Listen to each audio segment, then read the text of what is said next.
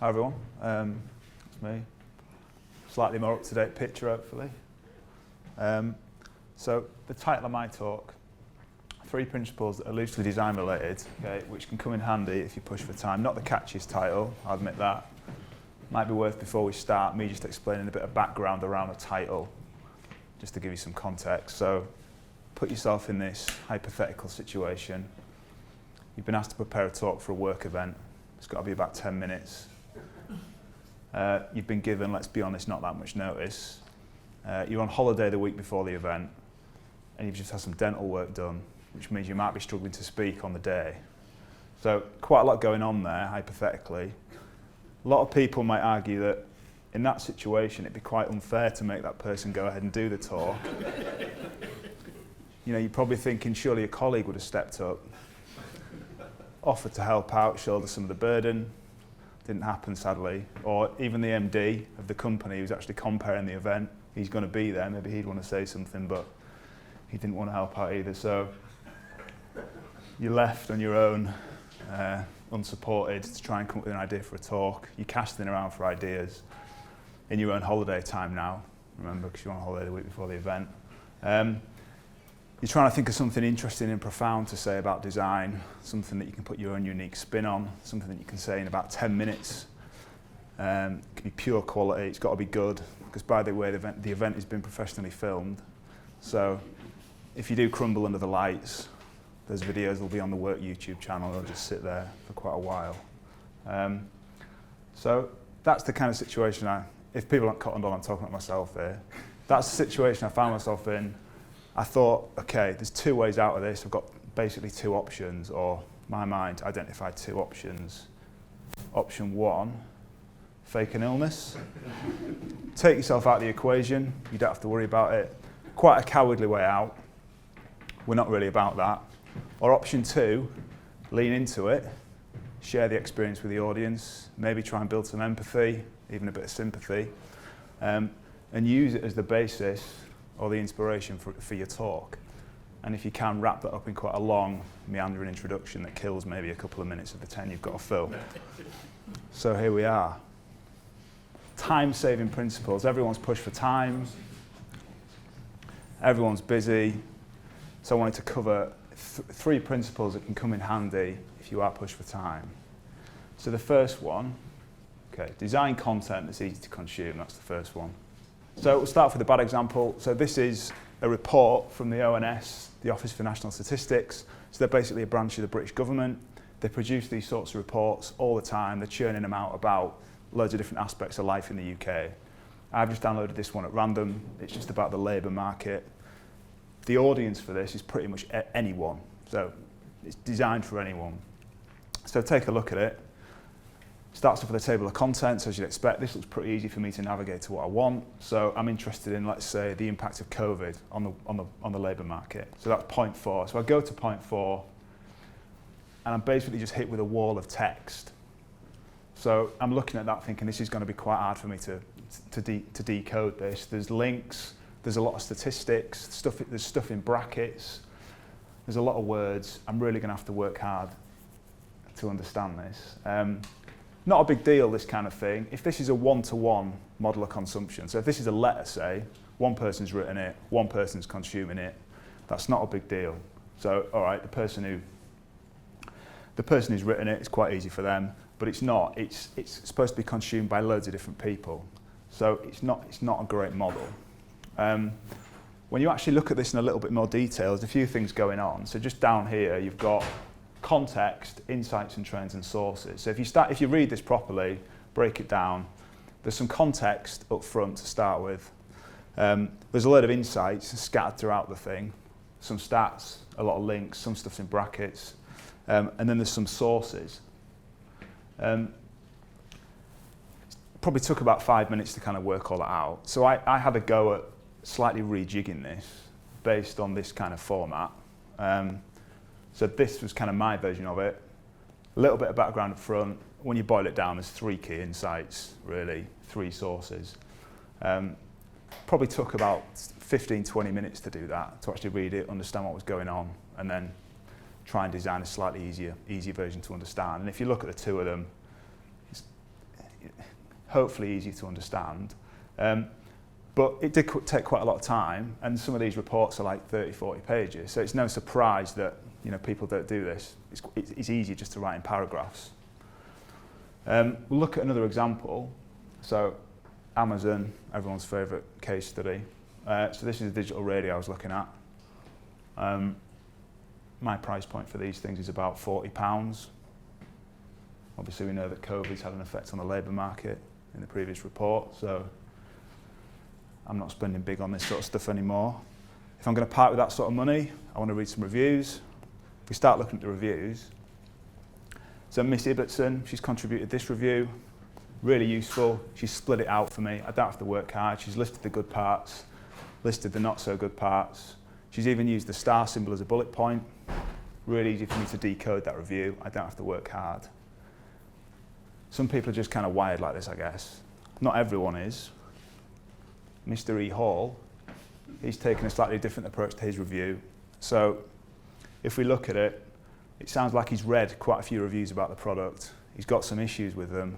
He wants to use his review to clarify some of those issues.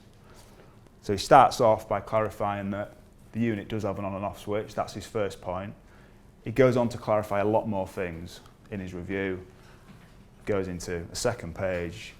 Essentially, it's quite long-winded. There's a lot of nonsense in here, basically. Some of the things he pulls out. Bluetooth speaker is also included, which is valuable in this day and age. So, nice turn of phrase he's got. The point is, there's probably 2 or 3 useful bits of information in here, but I've got to wade through 2 paragraphs of this kind of stuff to find it. One thing I maybe should have spotted when I started looking at this review, maybe was a warning flag, that Mr. Hall did this on Christmas Day. So maybe gives you an insight into his views on how he uses his own time. So why do people present content like this? In the case of reports, it's tradition. It's just easier. It's tradition. They've always been written like that. Producing A4 documents in paragraphs. That's how it's been done. It's also just easier. It takes hard work to actually break stuff down, think about the audience, think about the format, and design it. It's easy just to start writing. And there's also like a feedback blind spot. I think this is a big one, which is if you read a report and it's difficult for you to read, you're not really engaging with it, you just stop reading it. There's no real way of you feeding that back to anyone. I don't think anyone's reading those ONS reports and then sending them an email saying, oh, by the way, that Labour report was pretty good, but actually on page 16, I thought the 3rd paragraph would have worked better as a table. I don't think anyone's sending those emails out. So this feedback just isn't working its way back. So just have a quick look at some examples of called it designed content. These are ones that we've produced, so shameless plug for the agency. So this is just the product design process from left to right. We've got another version of this, which is a document where all this stuff's written out. It's about 20 pages. We've got this summary version that we spent quite a bit of time designing, and it's this version that we often use because it's all on one page and it's just a lot easier to react to. Look at another version. So this is something with a bit more text in it. So this is the consolidated insight from probably about 30 hours of user research interviews, which the output of which was transcripts. So 40, 50 A4 pages of verbatim what people said. We've broken that down. Although there's still a lot of text on here, it's essentially a thematic breakdown. So the stuff in blue on the left are some key themes.